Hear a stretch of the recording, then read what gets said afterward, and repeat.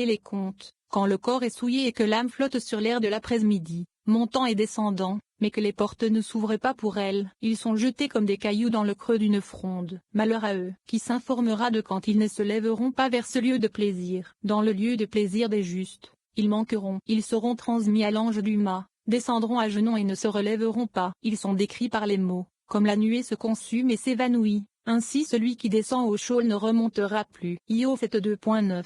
9. À cette heure, c'est-à-dire, minuit, une flamme s'éveille du nord et frappe les quatre coins du monde, car l'illumination de la colonne gauche, qui est le jugement, s'étend au monde entier. Il descend et touche le coq entre ses ailes, qui est le secret de Gabriel. Lorsque la flamme le réveille, il chante. C'est le secret du crieur dont il a été question plus haut avec les mots. Un crieur s'avance et annonce avec force. Mais les seuls qui s'éveillent à l'appel du coq sont les vrais justes, qui se plongent dans l'étude de la Torah, tirant la colonne centrale. Alors le saint, béni soit-il, ainsi que tous les justes du jardin d'Éden, écoute attentivement leur voix. Comme il est écrit, toi qui habites dans les jardins, les compagnons écoutent ta voix, fais que je l'entende. Shorachrim 8, 13.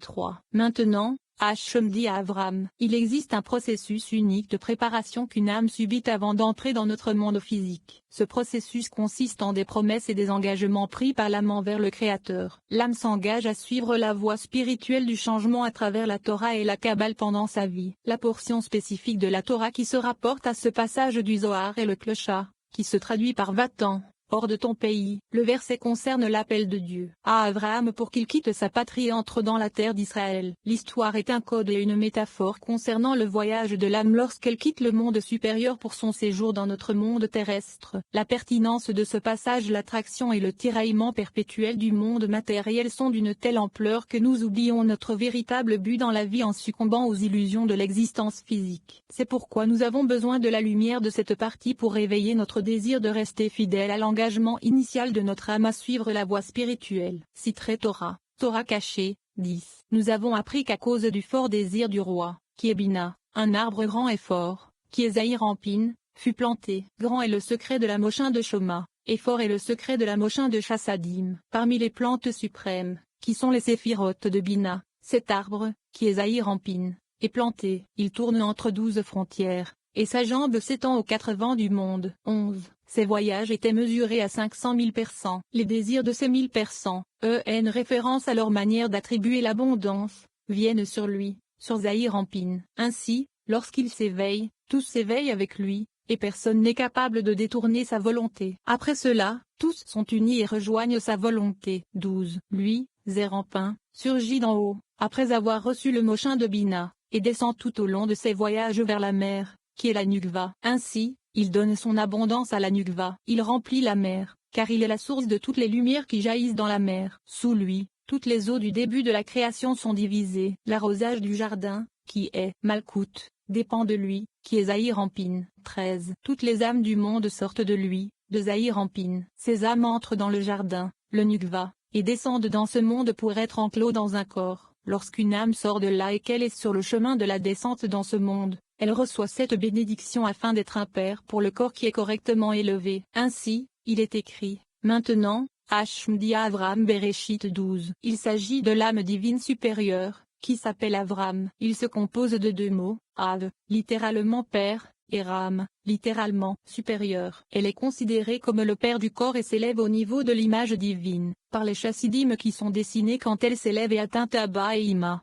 14. Lorsque l'âme est prête à descendre dans ce monde, le Saint, béni soit-il, lui fait jurer d'accomplir les préceptes de la Torah et d'exécuter ses ordres. Et il donne à chaque âme 100 clés de bénédiction pour chaque jour, afin qu'elle puisse accomplir les grades suprêmes, qui atteignent la valeur numérique de le clocha, lit.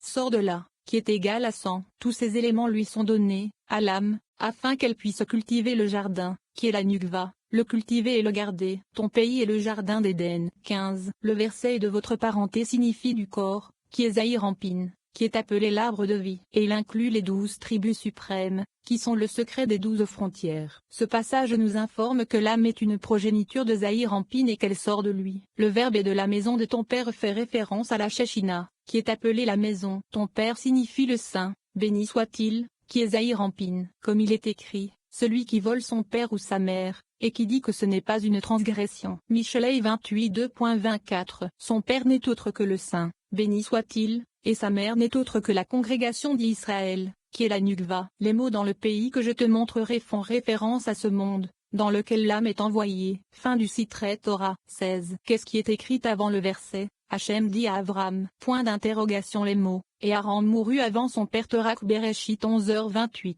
Et il demande, de quoi veut-il nous informer en disant avant son père, Terak? Si l'on affirme que avant signifie pendant la vie de son père, cela ne peut pas être le cas, car aucune autre personne jusqu'à ce jour n'était morte pendant la vie de son père à côté de Haran. Néanmoins, dans tous les autres incidents, le mot avant n'est pas utilisé. Par exemple, lorsque Vel mourut du vivant d'Adam, son père, et lorsque Chanok, qui fut pris par Elohim du vivant de Yored, son père. Et il explique que lorsqu'Avraham a été jeté au feu, Charan a été tué. À cause de cela, ils ont quitté Ur-Kasdim. 4.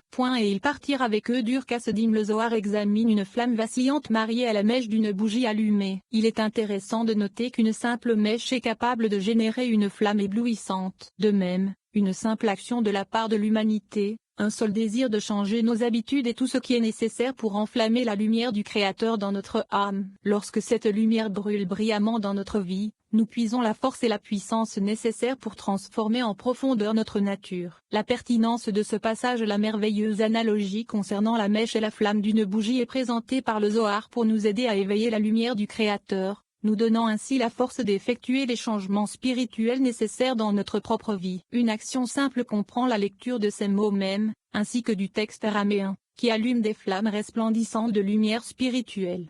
17. Venez et regardez, il est écrit, et Terak prit Avram, son fils, Élo, le fils de Haran.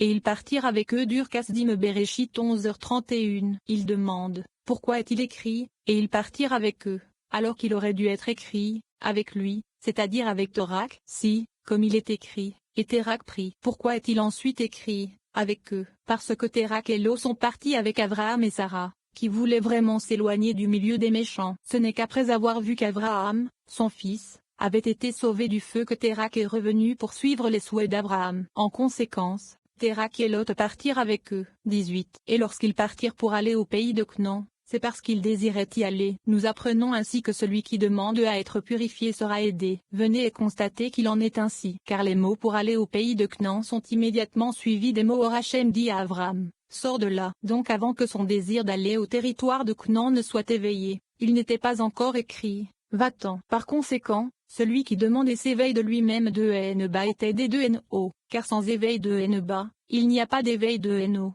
19. Venez et voyez, rien n'est éveillé en haut avant d'être d'abord éveillé en bas, de sorte que ce qui est éveillé en haut repose sur lui. Le secret est que la flamme noire du cierge, qui est le secret du Nukva, ne s'accroche pas à la flamme blanche du cierge, qui est le secret de Zer en pain, avant d'être éveillé. Dès qu'il est éveillé le premier, la flamme blanche se pose immédiatement sur lui. Le N est ainsi parce que la partie inférieure doit être éveillée. N premier. 20. C'est pourquoi il est écrit, ne te tais pas, Elohim, ne te tais pas, et sois tranquille. El Teilim 83, 2, afin que la flamme blanche ne cesse jamais d'exister dans le monde. Car Elohim est le secret de la Nukva, qui est le secret de la flamme noire. Donc, s'il ne se tait pas, s'il ne cesse d'être réveillé par le bas, alors la flamme blanche, qui est le secret du Zahir en pin, reposera toujours sur lui par le haut. Vous qui faites mention d'Hachem, ne prenez pas de repos. Yeshaïa 62 2.6. De sorte qu'il y aura toujours un éveil d'en bas sur lequel celui d'en haut devra venir se poser sur lui. Par conséquent,